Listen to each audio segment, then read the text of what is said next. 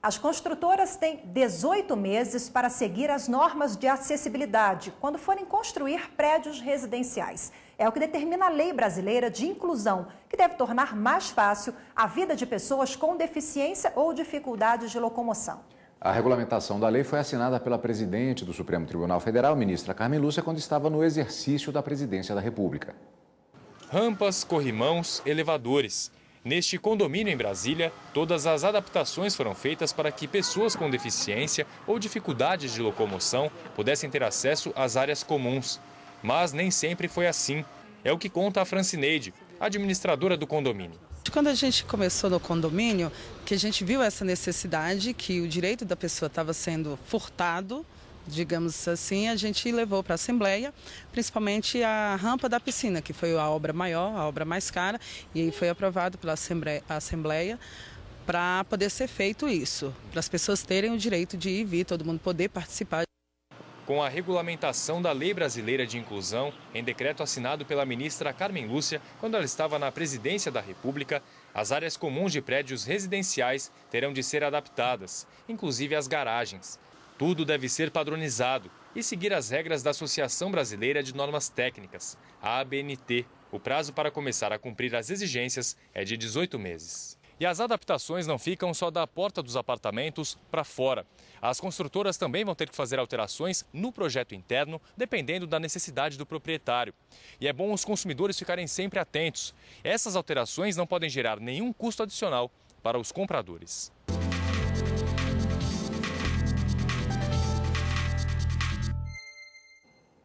E para falar mais sobre esse assunto, recebemos aqui no estúdio o advogado Paulo Veil.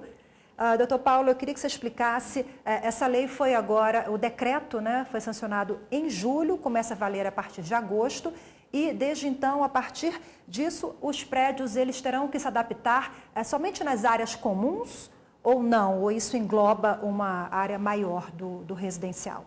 Perfeito. Bom, muito obrigado pelo convite, Cadu. Obrigado, Rafa. Obrigado por vir. A vigência do decreto vai ser a partir de agora, né, de julho, mas ele só entra em validade, né, em 2020. Então, as construtoras vão ter esse período para se adaptar. Então, a partir de agosto, um ano e meio para frente, Isso, perfeito. Né? Um ano e meio para frente, elas vão poder se adaptar.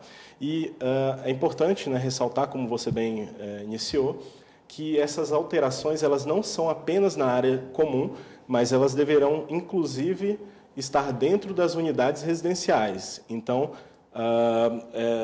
é importante que as unidades estejam acessíveis para qualquer tipo de deficiência. Doutor, eu queria aprofundar um pouquinho essa questão. Quando se faz uma referência à acessibilidade nas unidades residenciais, isso significa o acesso a essas unidades, por exemplo, a um apartamento ou a um determinado andar. E dentro dos apartamentos, aí há alguma obrigatoriedade nesse sentido também? Sim, perfeito. Há essa obrigatoriedade e as empresas deverão disponibilizar para o consumidor, pessoa com deficiência, a adaptação, caso ele esteja comprando esse imóvel na planta, ou pelo menos deixar que a unidade seja adaptável, né? E no caso das construções que não permitirem esse tipo de adaptação, como, por exemplo, construções em concreto ou em alvenaria de estrutura, eles deverão ter um percentual mínimo de 3% de unidades já adaptadas. Não são todas as unidades que têm que ter algum tipo de acessibilidade? Não são todas, exatamente.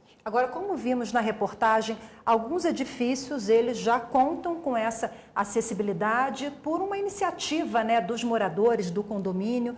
Enfim, isso representa uma conscientização maior da sociedade em relação a essa temática? Sim, felizmente, nós temos aí uma conscientização maior, né, que vem crescendo dos condomínios, né, de tentar incluir, e é importante que nós tenhamos esse tipo de conscientização, porque a deficiência ela nem sempre é de nascença, né? Então nós sabemos que o próprio morador, né, que está ali vivendo em algum condomínio não acessível, um dia pode vir a precisar dessa acessibilidade.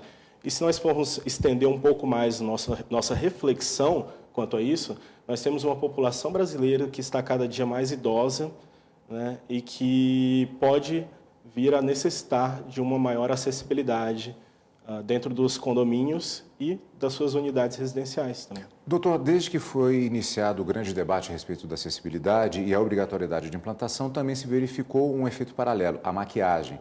Vagas pintadas em locais que absolutamente não facilitam acesso a nada, rampas construídas apenas para acrobatas das cadeiras de rodas, porque uma pessoa comum consegue subir algumas daquelas rampas. Esse decreto ele tem um mérito, ele prevê um critério específico para as construções. De que maneira foi feito isso? Muito bem observado, Cadu, porque não adianta termos aquela lei para inglês ver, né? Temos um decreto hoje apoiado em normas técnicas da ABNT que prevêem necessariamente um ângulo para as rampas, né? Normas técnicas de altura, por exemplo, das pias, né, que vão ser utilizadas dentro dessas instalações residenciais. Então, nós temos diversos critérios objetivos, técnicos, nos quais os engenheiros deverão apoiar os seus projetos para fazer valer realmente essa inclusão de fato na sociedade. Agora já existe a obrigatoriedade em relação à acessibilidade dos prédios públicos, né? Perfeito. Desde 2000, nós temos uma lei, a Lei 10.098, e depois, em 2004, veio um decreto regulamentando essa lei, que é justamente sobre acessibilidade, de uma maneira em geral, nos prédios privados e públicos, mas, especialmente, nos públicos, isso já vem sendo atendido desde 2004. Nós temos uma espécie de vacatio legis, portanto, durante esse período de adaptação. O não cumprimento a partir de 2020, portanto, vai implicar em sanções. O que acontece nesse período com construtoras que aproveitarem isso para empurrar um pouquinho com a barriga, como é muito tradicional também? Isso é um alerta, né? Esse custo de adaptação, é importante observar que ele não pode ser repassado para o consumidor. Então, a pessoa com deficiência que for adquirir uma unidade adaptável, é importante que ela se atente com taxas, né, que nem sempre vão vir expressamente escritas, que é uma taxa de adaptação, mas que podem vir maquiadas, né, e consultar um advogado, né, ou até mesmo as próprias associações de defesa do consumidor, né, para poder pleitear na justiça a correção desses valores cobrados abusivamente. Que não pode pagar mais caro, né? Não pode. Maravilha, doutor Paulo Veio, mais uma vez, obrigada pela participação conosco. Até a próxima. Obrigado. Muito obrigado, doutor. Obrigado.